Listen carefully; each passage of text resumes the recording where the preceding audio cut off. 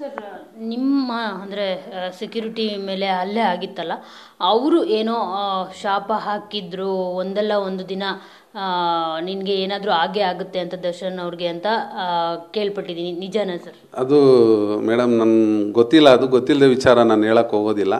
But ಅಲ್ಲೇ ಅವರು ಸ್ನೇಹಿತರು ತಳ್ಳಾಡಿದ್ರು, ಅದು ಇದು ಬಂತು ವಿಷಯ ಅಷ್ಟೇ.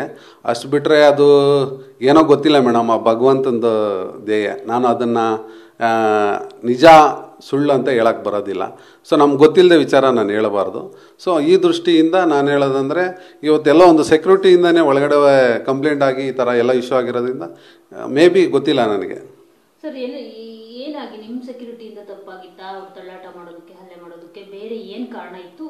ಏನಾಗಿ ಆ ಥರ ಆಗಿದ್ದು? ಇಲ್ಲ ಮೇಡಮ್, ಆ್ಯಕ್ಚುಲಿ ನೈಟು ಡ್ಯೂಟಿ ಮಾಡ್ತಾ ಇರ್ತಾರೆ ಸೆಕ್ಯೂರಿಟಿ ಕಾಮನಾಗಿ. ನೈಟ್ 1 ಗಂಟೆ 2 ಗಂಟೆ ಬಂದಾರ ಅವ್ರ ಸ್ನೇಹಿತರು, ಗಲಾಟೆ ಮಾಡಿದ್ದಾರೆ ಅಷ್ಟೇ, ಏನಿಲ್ಲ. ಬಾಸ್ನ ಉಬ್ಬಿಸೋದು ಅವರು ಗ್ಯಾಂಗ್ ಇದೆ, ಅರ್ಥ ಆಯ್ತು? ಆ ಗ್ಯಾಂಗ್ ಏನು ಮಾಡ್ತಾಯಿದೆ, ಬಾಸ್ನ ಉಬ್ಬಿಸ ಅಂತ ಕೆಲಸ ಮಾಡ್ತದೆ. ಆ ಬಾಸ್ ಏನೋ ಉಬ್ಬಿಡ್ತಾರೆ. ಇವತ್ತು ದರ್ಶನ್ ಸರ್ಗೆ ಅಭಿಮಾನಿಗೆ ಹೇಳೋದು ಇಷ್ಟೇ, ದಯವಿಟ್ಟು ಅವ್ರ ಸುತ್ತಮುತ್ತಲ್ಲಿ ಇರ್ತಕ್ಕಂಥ ಇದಾರಲ್ಲ ಅವ್ರನ್ನ ನೀವು ಬೈರಿ. ಇವತ್ತು ದರ್ಶನ್ ಸರ್ ಮೂಲ ಕಾರಣ ಈ ಒಂದು ವಿಚಾರದಲ್ಲಿ ಈ ಕೆಟ್ಟ ಹೆಸರು ಬರ್ತಾ ಇದೆಯಲ್ಲ, ಅದಕ್ಕೆ ಮೂಲ ಕಾರಣ ಅವ್ರ ಸುತ್ತಮುತ್ತಲಿರ್ತಕ್ಕಂಥ ಸ್ನೇಹಿತರೆ. ಯಾಕಂದರೆ ಡೈಲಿ ನಮ್ಗೆ ರಿಪೋರ್ಟ್ ಬರ್ತಾಯಿತ್ತು, ಯಾರು ಏನು ಎತ್ತ ಅಂತ ಹೇಳಿ. ಸೊ 2019ವರೆಗೂ ನಮ್ಗೆ ರಿಪೋರ್ಟ್ ಬರ್ತಾಯಿತ್ತು. ಆಮೇಲೆ ಏನಾಗಿದೆ ಏನಂತ ನಮಗೆ ಗೊತ್ತಿಲ್ಲ, ಅದ್ರ ಒಳಗಡೆ ನಮ್ಗೆ ಗೊತ್ತಿರ್ತಕ್ಕಂಥದ್ದು ವಿಚಾರ. ಮೇಡಮ್ ಗೊತ್ತಿಲ್ಲ ಮೇಡಮ್, ಗೊತ್ತಿಲ್ಲ. ಯಾಕಂದರೆ ಬಿಟ್ಟು ಹೊರಟೋಗಿರೋದಾಗ ನಾವು ಯಾರು ಎಲ್ಲಿದ್ದಾರೆ ಏನು ಅಂತ ನಾವು ನೋಡೋಕೆ ಹೋಗಲ್ಲ. ಹಾಗೆ ಈಗಲೂ ಅನೇಕರಿಗೆ ಫಿಲಮ್ ಸ್ಟಾರ್ಸ್ ನಾವು ಕೊಡ್ತಾ ಇದ್ದೀವಿ, ಇಲ್ಲ ಅಂತ ಹೇಳ್ತಾ ಇಲ್ಲ.